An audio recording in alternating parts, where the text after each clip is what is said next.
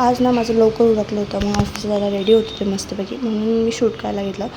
आणि जास्त काही मेकअप मी करत नाही, बस मॉइश्चरायझर, सनस्क्रीन आणि एक लिपस्टिकने खूप छान लुक येतो.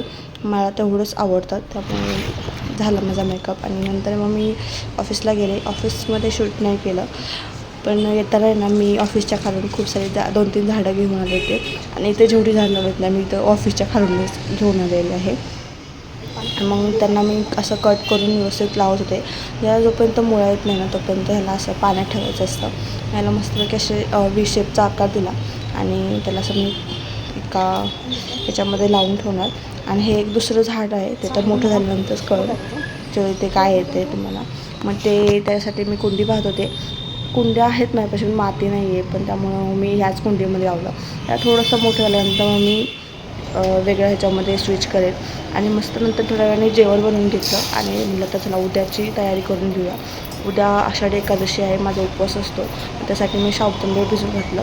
त्याच्यासाठी एवढंच. Thanks for watching. बाय.